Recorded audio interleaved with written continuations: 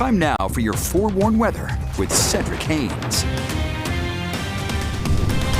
Welcome back, Cedric. I know Matt and I have been talking about the countdown to autumn, how we're ready for sweater weather, but if we keep having comfy temps like this, where it's in the 70s, bring it on. Yeah. I can take much more.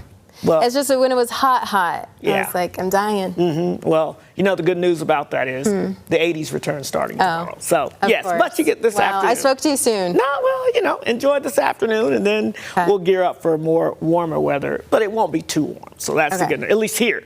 Now, you get farther south, that's a different story. So as you take a look outside, you can see a lot of blue skies showing up out there, a little bit of a breeze across the area, but overall not too bad as you step out the door for the lunchtime hour.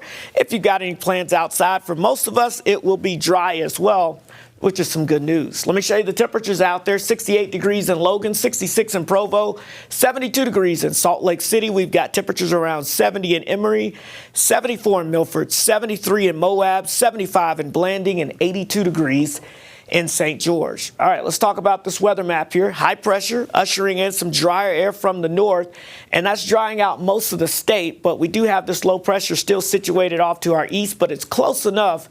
It is pivoting back some moisture here across the area. So we've got a couple of spotty showers that are going to probably try to graze the far northeastern corner of the state. That's pretty much the only real chance of rainfall. Now, we're also watching a lot of moisture here down to our south and west, just off the Pacific coast here. This is with former tropical storm Mario, if you were tuning in yesterday. That has weakened now to a post-tropical cyclone, but the moisture with that system is going to get pulled and yanked north up towards Southern California and eventually potentially grazing parts of the Beehive State. But as we look at your storm threat for you today, the only real chance of an isolated storm, as I mentioned, is really across the far northeastern corners of the state, from Manila over towards Vernal, Duchesne, up towards portions of Wyoming as well. But for most of us, I wouldn't expect any rainfall today, and really even going into your Thursday, we're mostly looking dry, except for a few folks down across the far south and west. And this is what I want to show you here as we get into your Friday. Thursday and Friday, we'll start to see potentially some of that moisture bringing in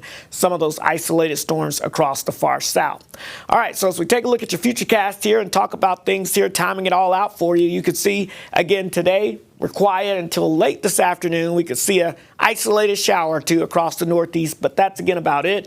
Overall, high pressure is going to be controlling our weather pattern for the most part, so we're not expecting much to be taking place. But by tomorrow afternoon, you'll start to notice a few clouds building in from the south and west. That's some of that moisture, both associated with the remnant tropical moisture and an upper level low off to the west. That will continue to spin in not only some clouds, but notice by the time you get towards Friday morning, we're going to introduce that chance of some isolated showers and storms across southwestern Utah, and we'll have that chance of isolated showers and storms going into your Friday afternoon across the southwest. Eventually, some of that moisture will try to make its way potentially as far north as the Wasatch Front as we get towards the upcoming weekend. Here's another way of looking at this as we look at the upper level moisture content here. You'll be able to see some deep tropical moisture to our south with that system.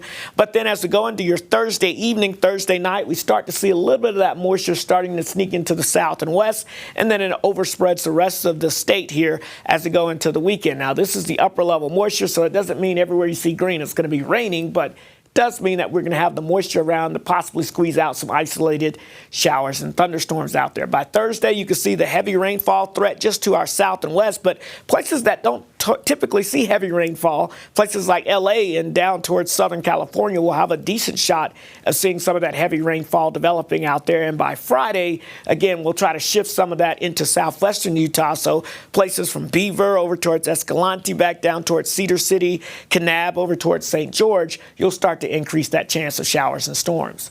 So for the rest of today, pleasant fall-like across the north, mostly sunny skies, temperatures into the mid to upper 70s. Down across southwest Utah, we'll see those temperatures into the mid-90s, sunny and hot conditions expected. In St. George, 96 degrees for your Wednesday, 94 for your Thursday. Thursday night into Friday, we introduce some moisture.